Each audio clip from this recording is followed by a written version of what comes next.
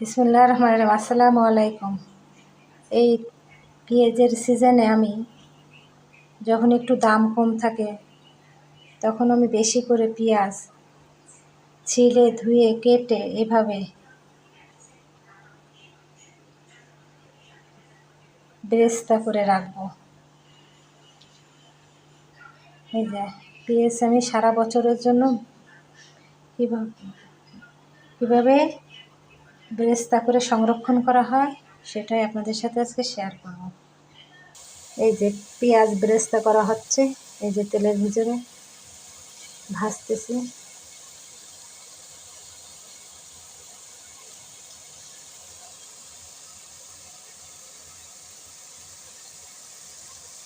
এভাবে আমি পেঁয়াজকে বেরেস্তা করে এই যে এভাবে আমি 4-5 বার করে বেরেস্তা করে নেব। এই একবার করেছে কেবল, আরও অনেকবার করা লাগবে। এভাবে আমি পেঁয়াজকে সংরক্ষণ করব, আপনাদের আরও পরে দেখাবো কিভাবে আমি সংরক্ষণ করি। এই যে আমার বেরেস্তা করা হয়ে গেছে। আমি এখানে প্রায়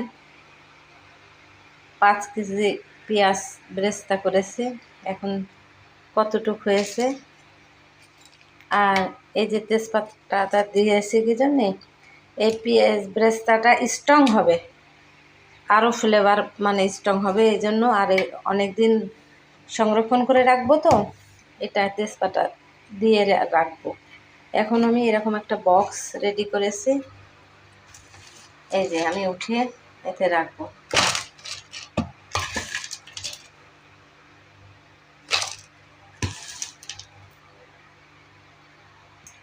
এই যে আমি সব উঠিয়ে ফেললাম এই বক্সের। এই যে এক বক্স হয়েছে।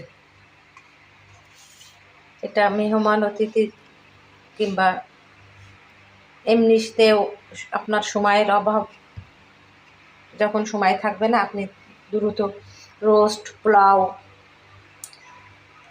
রেজালা করার সময় এই পেঁয়াজ বেরেস্তা করা থাকলে ঝটপট করে দিতে পারবেন। আপনার পেঁয়াজ কেটে বেরেস্তা করা সময়ের দরকার হয়, তখন আর এই সময়টা অপচয় হবে না। আমি এভাবেই বছর জুড়েই পেঁয়াজটা সংরক্ষণ করে রাখবো। এই যে এখন আমি এই ঢাকনাতে ঢেকে আমি ফ্রিজে রেখে দেব। ফ্রিজে নর্মালেও রাখতে পারেন, কিন্তু আমি একটু অনেক দিন রাখবো, ডিপে রাখবো। আমি কিভাবে পেঁয়াজ সংরক্ষণ করলাম আপনাদের সাথে শেয়ার করলাম। আপনারাও এইভাবে সংরক্ষণ করবেন। আল্লাহ হাফেজ।